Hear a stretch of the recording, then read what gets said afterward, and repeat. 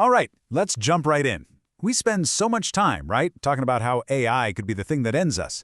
But today, we're going to flip that script entirely and look at a pretty wild idea. What if a super-intelligent AI isn't our destroyer? What if it's our only possible savior?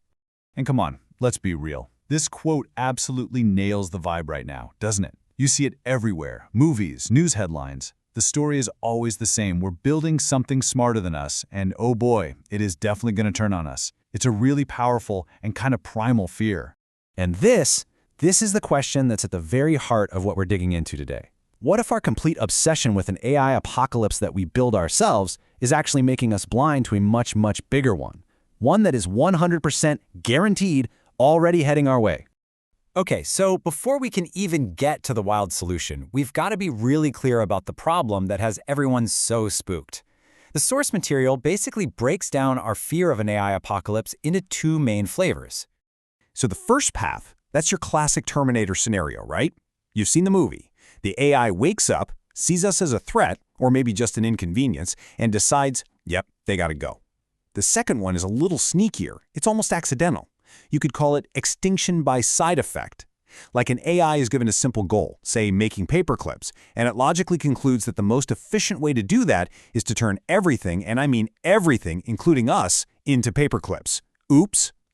All right, I want you to hold on to those fears for just a second, because we are about to zoom out. And I mean way, way out. We're shifting from a threat we might create to a threat that is absolutely cosmically guaranteed. It's already on the calendar. And this, right here, is the key. It's not a 99.9% chance. It's not highly likely. The argument here is that it is a 100% mathematical certainty. If we stay on this one little rock, humanity's story has a definitive end date, period. And here's why. We are, incredibly fragile creatures. Our entire existence is balanced on this tiny knife's edge of specific temperatures, atmospheric pressures, gravity. The source puts it perfectly. We're like a piece of software that's been perfectly designed to run on one and only one very specific piece of hardware, planet Earth. And guess what? Our hardware has multiple, non-negotiable expiration dates. These aren't maybes, they're astrophysical certainties. We're looking at civilization-ending asteroid impacts on a long enough timeline. And way before our sun swallows the Earth in 5 billion years, it's going to get so bright that it will literally boil our oceans away. The cosmic clock is ticking, and these are deadlines we can't argue with. So, faced with that cosmic certainty, the whole argument does a complete 180. This is the point where AI gets reframed. It's not the sword that might kill us, but maybe, just maybe, the only shield that can protect us from the inevitable. And this chart just lays out that shift perfectly. On the one hand, you've got the old fear-based model, which sees AI as this separate, competing other. But the new survival model on the right, it sees AI as an extension of humanity itself, a tool so powerful it lets us solve problems on a planetary and heck, even an interstellar scale. So what does that actually look like? Well, it means an intelligence that can actually calculate how to stop a killer asteroid. It means having the automated workforce to build starships and habitats all across the solar system. And it means having a mind that works at the speed of thought, fast enough to manage the unbelievable complexity of keeping our species alive out there in the cold, harsh vacuum of space. Okay, so if AI is the why, the reason we might survive, then the next big question is how?